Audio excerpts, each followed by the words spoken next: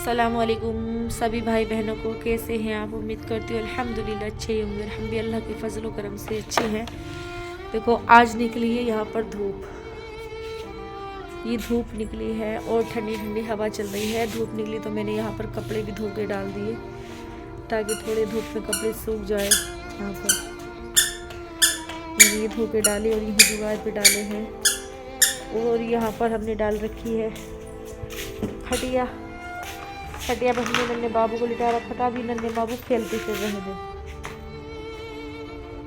ये खेल रहे हैं बॉल से। टोपा किधर डाल दिया? टोपा फेंक दिया इन्होंने। और यहाँ पर बनाई है मैंने चूल्हे पे रोटी, और ये है हंडी के अंदर गोभी आलू की सब्जी। ये मेरी फेवरेट है, मट्टी की हंडी की सब्जी और चूल्हे पे बनी हुई बगड़ की रोटी, बहुत बढ़िया लगती है मुझे। और जब ऐसी सर्दी के महीने में ऐसी ठंडी ठंडी हवाएं चलती तो जो अपने दूर हो चुके होते हैं, गुज़र चुके होते हैं, दुनिया छोड़ के जा चुके होते हैं, तो मुझे उनकी बहुत ज़्यादा याद आती है। मैं सबको तो नहीं कह सकती ऐसे मौसम में आती है या नहीं, क्योंकि मैं अकेली तन्हा एक साइड में रहती हूँ।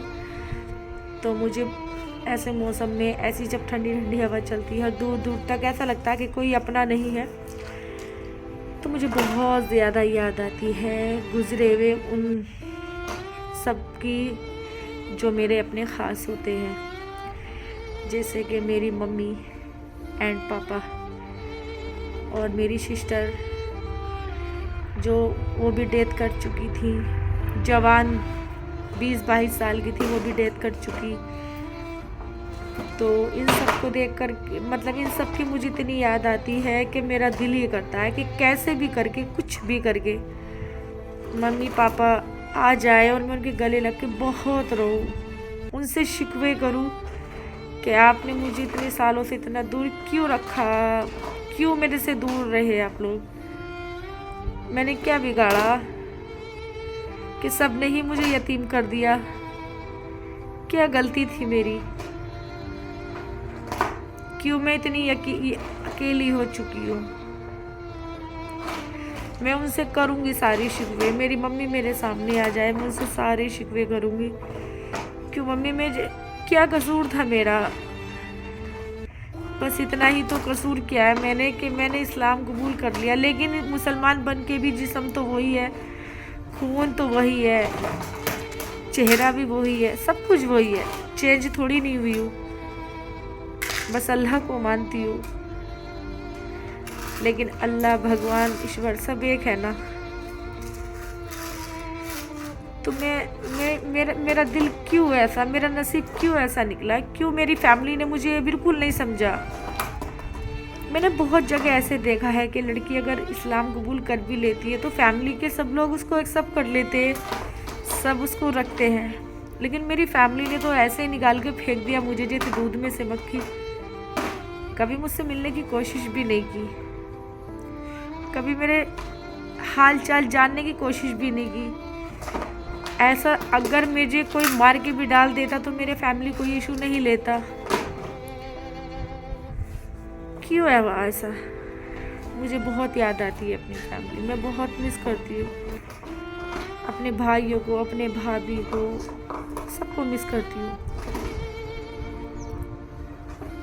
बहुत मुश्किल होता है, और इस करके जब ज़्यादा याद आती है जब मुझे तकलीफ़ होती है, मैं बीमार रहती हूँ, जब मुझे मम्मी बहुत याद आती है।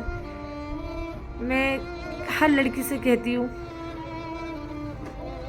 कि अपनी फैमिली के अकॉर्डिंग ही चलना है, अपनी फैमिली के अकॉर्डिंग ही शादी करनी चाहिए, क्योंकि कल को कोई तकलीफ़, दुख, दिक्कत, परेशानी होती है तो फैमिली लड़की के लिए बहुत बड़ा साया होता है, बहुत बड़ा।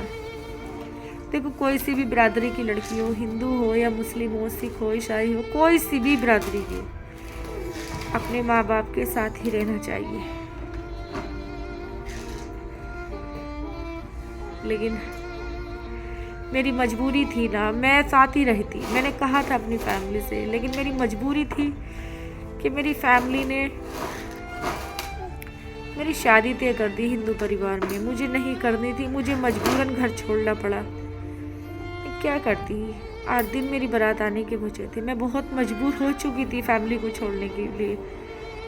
मैंने हर चंद कोशिश की कि मैं फैमिली नहीं छोड़ूं, मैं घर के अंदर ही रहूं, लेकिन मेरी फैमिली ने नहीं सुनी, मेरी एक भी नहीं सुनी। पता नहीं उनके सीने में दिल था या नहीं था। कसूर हो जाता है बच्चों का कि लड़की ने ऐसा कर दिया, लड़के ने ऐसा कर दिया, लेकिन कम से कम बच्चों की भावनाओं से भी तो पूछो, उनके दिल से भी तो पूछो। क्या माँ बाप का ही हक होता है? बच्चों का हक नहीं होता है? बच्चों के सीने में दिल नहीं होता है? जब हम आपसे कह रहे थे कि हमारी शादी ना करें आप, हम ऐसे ही रहेंगे, किसी को शो नहीं करेंगे कि हम मुस्लिम रीति रिवाज से घर के अंदर रह रहे, तो किसी को कुछ नहीं पता चलेगा। लेकिन मेरे परिवार वालों ने एक भी मेरी नहीं सुनी। आज मैं फैमिली के लिए तड़पती हूँ, तरसती हूँ। कहाँ से लाऊं? 2 भाई होने के बावजूद भी भाइयों की चेहरा सूरत देखने को नहीं मिलता है। इतनी बुरी हो गई मैं सिर्फ इस्लाम कबूल करने के ऊपर। वैसे सब लोग बोलते हैं कि नसीब में जो होता है, हिंदू लैंग्वेज में बोलते हैं भगवान पहले ही लिख देता है, इस्लामिक तरीके में भी कि नसीब पहले से ही लिख के आता है। तो फिर ये भेदभाव क्यों, जब सब कुछ पता होता है कि इंसान के पैदा होने के बाद ऐसे ऐसे उसके साथ होना है, फिर भी भेदभाव क्यों? क्या लड़की को अपनी ज़िंदगी जीने का हक नहीं है? कब तक बिरादरी जात पात होता रहेगा? कब तक? अल्लाह के यहाँ से नहीं आया ये सब कुछ, ये आप लोगों ने दुनिया में बनाया है, और ये बिल्कुल गलत है, गलत है बिल्कुल। ऐसा नहीं करना चाहिए। बहन बेटी अगर कुछ ऐसा कर लेती है तो उसको ऐसे यतीम नहीं करना चाहिए, क्योंकि क्या पता कल को आपकी औलाद आपके साथ ऐसा कर दे तो क्या करोगे? बस I miss you mummy and पापा, बहुत ज़्यादा मिस कर रही हूँ आज मैं आपको। मुझे पता है माँ बाप की रूह तड़पती है, बच्चे जब उसको दिल से याद करते हैं ना उनको, तो मम्मी पापा की रूह तड़पती है। आस पास में होंगी कहीं, लेकिन मुझे नहीं दिखाई दे रही। मेरी मम्मी पापा भी मुझे नहीं दिखाई दे रहे।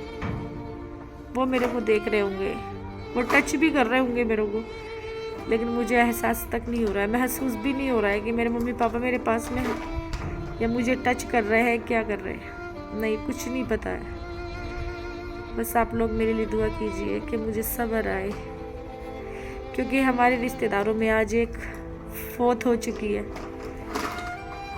30-35 साल के थे, रिश्तेदार थे हमारे, बहुत अच्छे से बोलते चालते थे, बहुत मुझे बेटी बेटी कह के बोलते थे। उनका बीपी हाई हुआ और उनकी डेथ हो गई। ज़ोहर के टाइम उनका दफीना था। मैं उनको सोच रही हूँ ना तो मुझे अपने मम्मी पापा याद है, बहुत याद है कि जो भी बेटी कहता है मुझे वो दूर हो जाता है।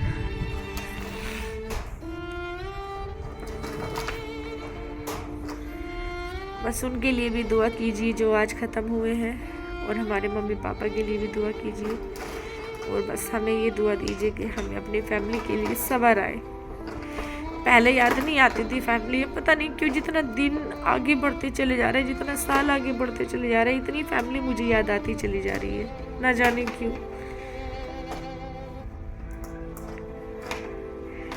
बहुत याद आती है। I miss you mummy papa. बस।